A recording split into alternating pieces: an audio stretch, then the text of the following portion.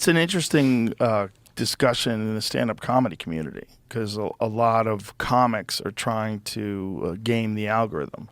And you hear these discussions. Like I was talking to a friend of mine that was telling me about these comics at the Cellar that were having this conversation where they were trying to figure out, like, this is what you do to get the algorithm. This is what you do to go viral. This is what you do. And this comic who's like an established comic was like, this is fucking gross. I don't want to have any part of this. Like, why? Just make the best shit you can make. Like, don't do this. And so then you see people that become sort of captured by this idea. Like, you see, there's some guys that do it where it's like, it's an art form, like Mr. Beast. He's figured out how to do it in a way that's like really kind of fascinating because he really knows what words to use, what images to use, like, and there's an actual science to it.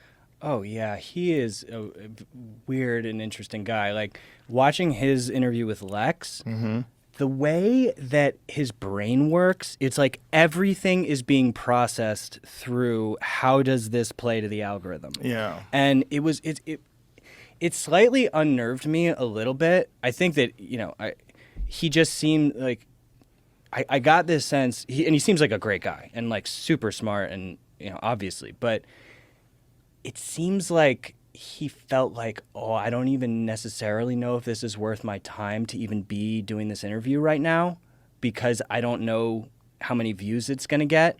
And I don't know like how it's going to play to the out because his time is he knows how much he can make every second of the day spending on a video. And like, so if he's going to go do an interview with another smaller YouTuber, like that's impacting his rev. Right. And I think that's dangerous to let that control the content that you create. It's backwards. Like you're like the comic was saying, it's like, do the thing that you do as best as you can possibly do it. Don't make the algorithm like, I guess you could, if the algorithm is your thing, if that's what you want to be the passion of your, like, I guess maybe some people do love it, but it seems a little bit inverted. It's a little bit inverted, but that's also, he does so much good. And it's so interesting to watch him do the thing. I get it because like, his content is fantastic. So what he's trying to do is maximize the reach of his content. And so it's just clever. Oh yeah, the blind, curing the blind people. That we need more of that. What's wild is he got hate for that. Right. But what was the hate specifically? Who gives a fuck? Yeah. But it's just funny because you cannot do anything that won't piss someone off because people are engaged in recreational outrage. And that's what they're doing. And they're trying to figure out an angle. Oh, this rich guy's doing this thing, and really he shouldn't even be rich. No one should be rich. And blah, blah, blah. Oh, you're just trying to do this to make yourself look good. There's all these angles that people will take on things, which is their prerogative. And in a world of free speech, the beauty of what is the nature of the First Amendment is that you should be able to express yourself. And so I fully support those cunts to rag on him for. How many blind people have you cured?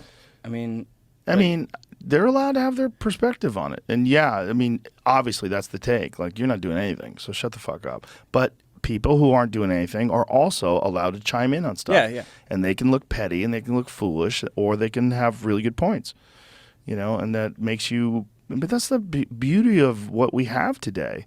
There's so much dumb shit involved in social media, and there's so much bickering and hate, and there's so many people that are addicted to it, and it's elevated their anxiety level, and they're all on medication now because they're fucking tweeting 12 hours a day. There's a lot of that going on.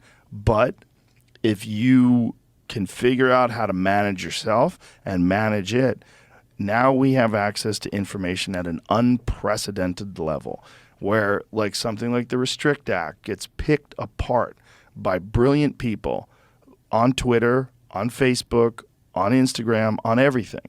And that's so valuable. So we have to figure out a way to preserve that. And it's to have this kind of thing today.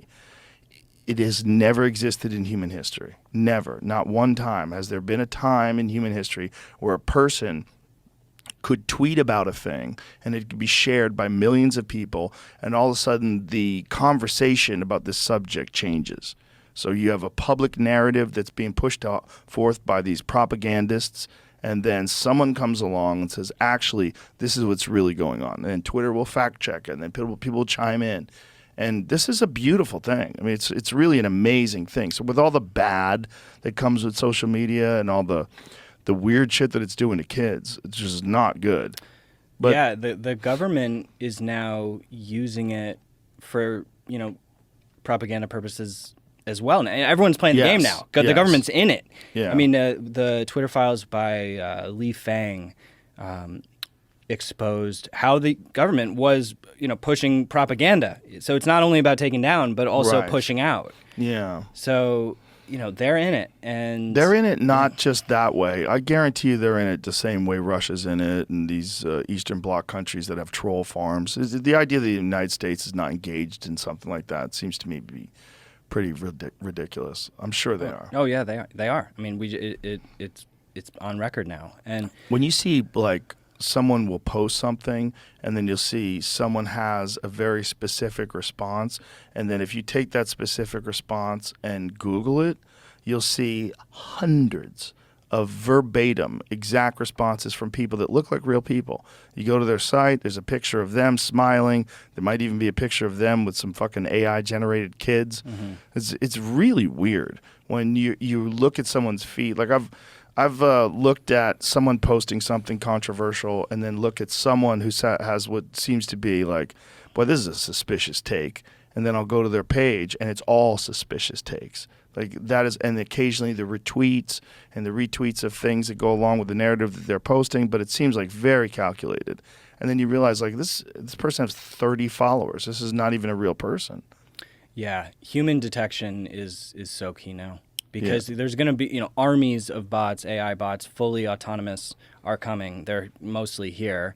And we just need, they're not going away. I mean, there's Right. there's going to be, and there's going to be mastermind sort of engineers who have these armies that they control. And it's actually entertaining. Like there's going to, the AI JRE, that's getting hundreds of thousands of views. I mean, that's like, Sure. they're blowing up. So like Yeah. that's a whole thing for that person. And there's going to be value and there's going to be negative stuff that comes from it, but I just love being able to watch it play out, and just everyone's at war, mainstream media at war with independent journalists,